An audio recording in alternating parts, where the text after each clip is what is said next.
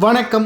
சற்று முன் கிடைக்கப்பெற்ற மிக முக்கியமான செய்தி ஒன்று வெளியாகி உள்ளது. முதல்வர் ஸ்டாலின் பதவி பறிப்பு, தமிழகத்தில் 164 சட்டத்தை அமல்படுத்த வேண்டும் என்று சபாநாயகர் அப்பாவு அவர்கள் தலைமை சரியில்லை என்றும் ஆளுநர் RN ரவி அவர்கள் ஜனாதிபதி முர்மு அவர்களுக்கு கடிதம் ஒன்றை கொடுத்துள்ளார்.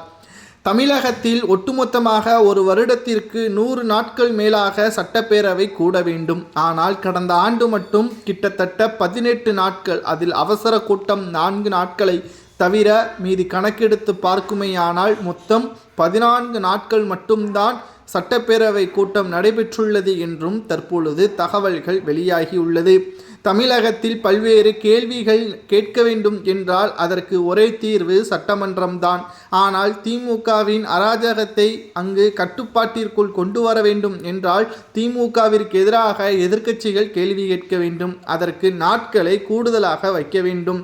ஆனால் சபாநாயகர் அப்பாவு அவர்களோ அதிமுகவிற்கு எதிராகவும் திமுகவிற்கு ஆதரவாகவும் ஒருதலைபட்சமாக செயல்பட்டு வருவதால் தமிழகத்தில் நடக்கக்கூடிய அநியாயங்களை சுட்டிக்காட்டி ஆளும் கட்சி மீது தவறுகளை சுட்டிக்காட்டிவிடக் கூடாது என்பதற்காக 2 நாட்கள் மழைக்கால தொடர் முடிவடைந்திருப்பது எந்த விதத்தில் நியாயம்? தமிழகத்தில் என்ன மன்னராட்சியா நடைபெறுகிறது என்ற கேள்விகளையும் கடிதம் மூலமாக ஆளுநருக்கு புகார்களையும் கொடுத்திருக்கிறார்கள் எதிர்க்கட்சி தலைவர் எடப்பாடி பழனிசாமி அவர்கள்.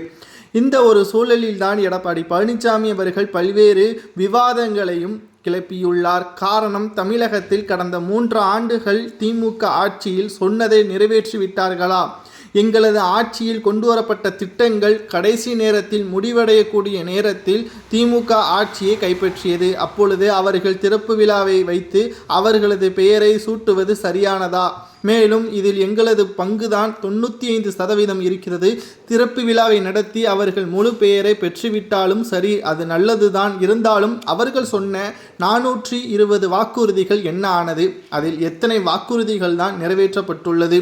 மேலும் அதானி ஊழல் வழக்கு, கொலை கொள்ளை சம்பவங்கள், தமிழகத்தில் நிச்சயமாக ஒவ்வொரு அமைச்சர்களிடம் பல்வேறு வழக்குகள் நீதிமன்றத்தில் நிலுவையில் இருக்கிறது. மணல் கொள்ளை வழக்கு துரைமுருகன் மற்றும் சொத்து குவிப்பு வழக்கு நிதித்துறை அமைச்சர் என்று அடுக்கிக் கொண்டே போகலாம் என்றும் தமிழகத்தில் முழுமையாக ஆட்சி சரியில்லை என்பதற்கு இதுவே ஒரு சான்றாக அமைகிறது என்றும் தமிழகத்தில் சட்டப்பேரவை கூட்டத்தை கூட்ட வேண்டும், இல்லை என்றால் உடனடியாக அவசர சட்டத்தை போட்டு தமிழகத்தின் ஆட்சியை கலைக்க வேண்டும் என்று ஆளுநர் ரவி அவர்களுக்கு எதிர்க்கட்சி தலைவர் எடப்பாடி பழனிசாமி அவர்கள் கடிதம் மூலமாக தெரிவித்திருக்கிறார்.